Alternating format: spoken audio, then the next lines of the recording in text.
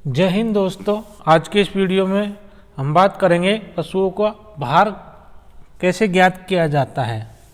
दोस्तों, पशुओं को भार ज्ञात करने की ज़रूरत क्यों पड़ी, इसके बारे में सबसे पहले बात करते हैं। तो जब भी किसी पशु में कोई बीमारी होती है तो उसके भार में कोई चेंजेज आता है। यदि उसका उपचार करना है तब भी उसका भार जानना ज़रूरी है, उसके हिसाब से उसको दवाइयाँ वगैरह देना ज़रूरी होता है। उत्तम प्रजनन के लिए भी पशु का भार ज्ञात किया जाता है। यदि पशु में कोई अनुसंधान कार्य करना है, कोई नई प्रजाति विकसित करनी है, उसके लिए भी भार की आवश्यकता पड़ती है। संतुलित पोषण देना है, किस हिसाब से उसके भार के हिसाब से दिया जाता है। शरीर में वृद्धि के लिए भी वजन का ज़रूरी है कि भाई वजन के हिसाब से शरीर में वृद्धि हो रही है नहीं हो रही, किस प्रकार का उसको पोषण दिया जाना चाहिए। तो इन सभी चीज़ों के लिए शरीर का भार ज्ञात करना आवश्यक होता है। अब ये भार कैसे ज्ञात किया जाता है, तो भार ज्ञात करने के तो वैसे तो बहुत सारे फॉर्मूले हैं। शेफर्स, spring balance, table balance, Agarwal सूत्र, मिनीसोटा सूत्र, जिसमें फॉर्मूले तो सिर्फ 3 ही है। शेफर्स फॉर्मूला बहुत ज़्यादा इंपॉर्टेंट है। शेफर्स फॉर्मूला है क्या, इसको जानने के लिए इसमें जो टर्म काम में आ रहे हैं उनको पहले देखते हैं। तो सबसे पहले इसमें देखो, इसका फॉर्मूला है लंबाई गुणा सीने का घेरा स्क्वायर बटे 300। अब ये लंबाई क्या कहाँ से कहाँ नापी जाएगी, सीने का घेरा कहाँ से कहाँ नापा जाएगा, इसकी बात करते हैं। जनरली शेफर्स फॉर्मूला गाय और भैंस का भार ज्ञात करने के लिए किया जाता है, और इसमें जो वजन आता है वो पाउंड में पता किया जाता है। यानी कि इस फॉर्मूले से जो भी वैल्यू आएगी वो किस में आएगी, वो पाउंड्स में आएगी, ध्यान में रखना। अब पाउंड्स को हमको केजी में बदलना है, तो ये ध्यान में रखना 1 kg 2.205 पाउंड्स के बराबर होता है। तो इससे हम उसको केजी में कन्वर्ट कर सकते हैं। शेफर्स फॉर्मूला लंबाई गुणा सीने का घेरा इसका स्क्वायर बटे 300। लंबाई कौन सी, शरीर की लंबाई, और ये शरीर की लंबाई ली किस में जाएगी, ये ली जाएगी इंच में। किस में ली जाएगी, इंच में ली जाएगी। सीने का घेरा ये भी इंच में लिया जाएगा, और जबकि जो वैल्यू आएगी वो किस में आएगी, वो आएगी पाउंड्स में आएगी, ध्यान में रखना। ठीक है, ये वैल्यू इंचीज में है, जबकि जो कैलकुलेशन से जो वैल्यू आएगी वो किस में आएगी, पाउंड्स में आएगी। अब बात करते हैं कि यहाँ पे जो लंबाई है वो कौन सी लंबाई है, कहाँ से कहाँ नापी जाएगी। इसके लिए मैं थोड़ा सा एक डायग्राम बना देता हूँ। मान लीजिए ये गाय है, ठीक है, ये इसके पैर हैं।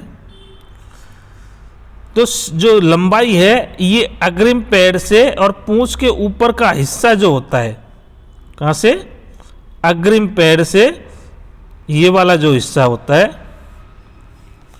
ये लंबाई नापी जाती है। कहां से कहां तक के लिए, अग्रिम बिंदु, कंधे का अग्रिम बिंदु कहां है, ये पैर का अगला हिस्सा कंधा हो गया, ये पॉइंट ऑफ शोल्डर, यहां से उपला अस्थि, ये पिछला जो भाग है, ये कौन सा भाग है, उपला अस्थि।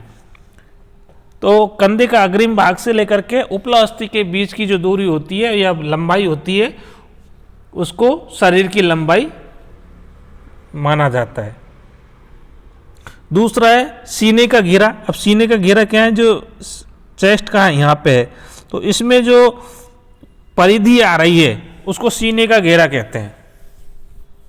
दोनों पता चल गई। इसको हम इंची में लेंगे और इंची में माप करके इस फॉर्मूले में उस वैल्यू को पुट कर देंगे, और जो हमारे पास वैल्यू आएगी वो पाउंड्स में आएगी, उसको केजी में कन्वर्ट कर लेंगे, क्योंकि 1 kg बराबर 2.205 पाउंड्स होता है। ठीक है, शेपर्स फॉर्मूला आ गया। इससे लगभग एग्जैक्ट ऐसा ही, थोड़ा सा डिफरेंस है। अग्रवाल फॉर्मूला है, इसमें भी काम में लिया जाता है पशु की लंबाई, सीने का घेरा, यहाँ पे ध्यान रखना यहाँ स्क्वायर नहीं है, बटे वाई। अब ये जो वाई है इसकी वैल्यू क्या है, तो ये वाई की वैल्यू सीने के घेरे पे डिपेंड करती है। वाई की वैल्यू किस पे डिपेंड करती है, सीने के घेरे पे। मैंने यहाँ कुछ वाई की वैल्यू ली है। यदि सीने का घेरा 65 इंची का है तो वाई की वैल्यू 9 होती है। सीने का घेरा 65 से 80 इंची के बीच में तो वाई की वैल्यू 8.5 होती है। और सीने का घेरा यदि 80 इंच का है तो वाई की वैल्यू 8 होती है। तो इस हिसाब से वाई की वैल्यू हमको पता चल गई यहाँ से कि 9 रखनी है, 8.5 रखनी है, 8 रखनी है, जो भी वैल्यू रखनी है वो सीने के घेरे के अनुसार हमको रखनी है, वो रख देंगे। लंबाई मैंने बता दी कहाँ से कहाँ तक की, कंधे के अग्रिम बिंदु से लेकर उपलास्ति के बीच में जो लंबाई है इंची में उसको रखेंगे। सीने का घेरा बता दिया, सीने में जो परिधि होती है वो भी इंची में ली जाएगी। इन सबको इस सूत्र में पुट कर देंगे तो हमारे पास में अग्रवाल फॉर्मूला से वैल्यू निकल के आ जाएगी। ठीक है, इस फॉर्मूले को शेफर संशोधित सूत्र कहा गया है। क्यों? क्योंकि ये जो फॉर्मूला है शेफर्स का ही मॉडिफाई करके लगाया गया है और इसमें जो वजन यूज ज्ञात किया जाता है ये सीयर्स में आता है। किस में आता है? सीयर्स में। ये ध्यान में रखना, वहां पे तो पाउंड में आता था शेफर्स में और यहाँ पे किस में आ रहा है? सीयर्स में आ रहा है, या शेयर जिसको कहते हैं, शेयर में ये वैल्यू आती है। अब बात करते हैं कि इसको कन्वर्ट कैसे करेंगे। तो कन्वर्ट करने के लिए हमको पता होना चाहिए कि शेयर और किलो में क्या रिलेशन है। अब देखते हैं, एक शेयर होता है अपने पास में 0.93 kg। कितना होता है? 0.93 kg। ठीक है, इससे हम केजी में निकाल लेंगे। फॉर्मूला मैंने बता दिया, पशु की लंबाई गुणा सीने का घेरा डिवाइड बाई वाई। यहाँ पे ध्यान रखना सीने के घेरे में स्क्वायर नहीं है। लंबाई इंची में लेंगे, सीने का घेरा भी इंची में लेंगे, जो वैल्यू आएगी वो सीयर्स में आएगी। सीयर्स को केजी में कन्वर्ट करेंगे तो एक सीयर्स बराबर 0.93 kg। ठीक है, अगला फॉर्मूला है मिनीसोटा सूत्र। मिनीसोटा सूत्र भी सेम ऐसा ही है, इसमें भी लंबाई इंटू सीने का घेरा का स्क्वायर बटे 600। ये फॉर्मूला भी आपको ध्यान में रखना। 3 तो सूत्र हैं इसमें, शेफर्स, अग्रवाल और मिनीसोटा। ये लगभग शेफर्स से ही इनका जन्म हुआ है। मुख्य सूत्र जो है वो कौन सा है? शेफर्स का फॉर्मूला। अब कुछ एक और छोटी छोटी विधियां हैं जो ज़्यादा इम्पोर्टेंट नहीं है, लेकिन फिर भी इनके नाम आपको ध्यान में रखने। जैसे स्प्रिंग बैलेंस। स्प्रिंग बैलेंस जो विधि है इससे भेड़ और बकरी का वजन ज्ञात किया जाता है। भेड़ और बकरी का वजन ज्ञात करने के लिए कौन सी विधि काम में ली जाती है? Spring balance.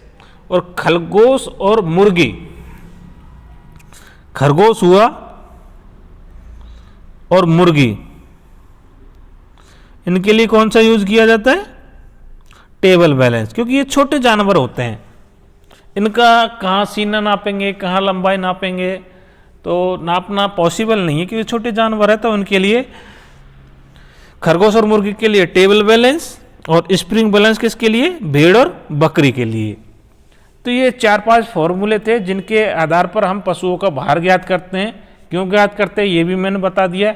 पशु का उपचार करना है, रोगों को पता लगाना है, उत्तम प्रजनन करना है, यदि किसी संकरण से नई प्रजाति का विकसित करना है, संतुलित पोषण देना है, शरीर की वृद्धि उसके लिए पोषण देना है, तो इन सभी के लिए भार ज्ञात करना जरूरी है। और ये सारे फॉर्मूले मैंने आपको बता दिए, जिसमें शेफर्स फॉर्मूला मोस्ट इंपोर्टेंट है। शेफर्स फॉर्मूला के आधार पर ही अग्रवाल फॉर्मूला और मिनीसोटा फॉर्मूला तैयार किया गया है। छोटे जानवरों के लिए हमने स्प्रिंग बैलेंस विधि का यूज किया है और टेबल बैलेंस, जिसमें स्प्रिंग बैलेंस भेड़ बकरियों के लिए और टेबल बैलेंस खरगोश और मुर्गियों के भार ज्ञात करने के लिए काम में लिया जाता है।